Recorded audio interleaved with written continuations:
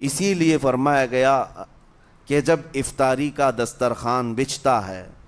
اور پہلے ہی آ کر کے لوگ بیٹھتے ہیں، اور یہ سنت بھی ہے، ایسے نہیں کہ بھاگتے بھاگتے آپ آئے، وقت ہوا، کھجور لیے اور کھا گئے۔ افطاری کے وقت سے تھوڑی دیر پہلے بیٹھ جاؤ، تمہارے دسترخوان پر نعمتیں رکھی ہوئی ہیں، پھل بھی ہیں، میوہ جات بھی ہیں، کچھ کھانے پینے کی چیزیں بھی ہیں، ٹھنڈا شربت بھی ہے، دیکھتے ہوئے بیٹھے ہیں آپ، لیکن ہاتھ نہیں لگاتے ہیں۔ انتظار ہے وقت کا کہ ادھر سورج کے غروب ہونا ہے اور میری افطار ہونی ہے، اعلان سنتے ہیں، اذان سنتے ہیں، اس کے بعد آپ اٹھاتے ہیں، لیکن اتنی دیر تک آپ خاموش بیٹھے ہیں دسترخوان کے پاس، سارے لوگ دیکھتے رہتے۔ یہ وہ منظر ہے جس کو فرمایا گیا رب ذوالجلال بھی اپنے بندوں کو دیکھ رہا ہے، رب تبارک و تعالیٰ بھی دیکھ رہا ہے اپنے بندوں کو، اور سارے فرشتوں کو بلا کر میرا مولا اعلان فرماتا ہے یہ میرے بندے ہیں، دیکھو یہ شام کا وقت ہے، ان کے حلق سوکھ چکے ہیں،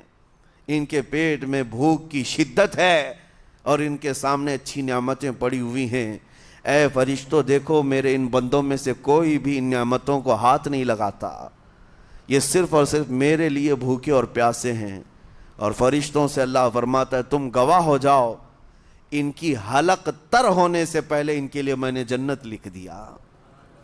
اسی لیے حدیث پاک میں ہے جب افطار کرتے میرے آقا صلی اللہ علیہ وسلم یوں ارشاد فرماتے ذهب الظمأ وابتلت العروق وثبت الاجر انشاءاللہ، پیاس بجھ گئی، رگیں ٹھنڈی ہو گئی اور اجر اللہ کے ہاں پکا ہو گیا۔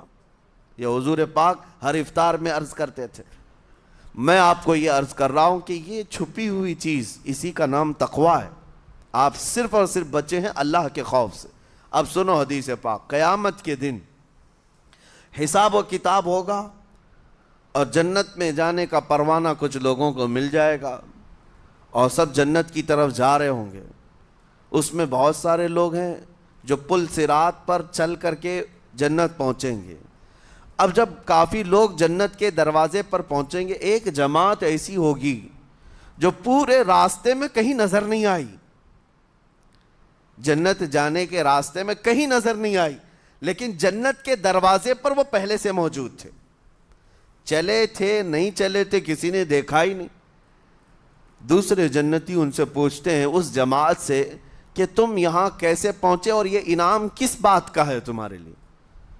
تو وہ جنتی کہتے ہیں ہمیں روزے داروں کی جماعت میں رکھا گیا، ہمارے روزے اللہ کو پسند آئے، اور آج رب تبارک و تعالیٰ کا حکم ہوا کہ ساری دنیا سے چھپ کر تم میرے لیے روزہ رکھتے تھے، دنیا کو پتہ نہیں تھا تم بھوکے ہو پیاسے ہو،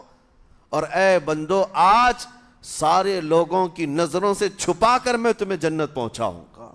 وہ ایک جماعت ایسی ہے جو راستے بھر چلتی ہوئی نظر تو نہیں آئی لیکن جنت میں پہنچ گئی، وہ روزے داروں کی ہے۔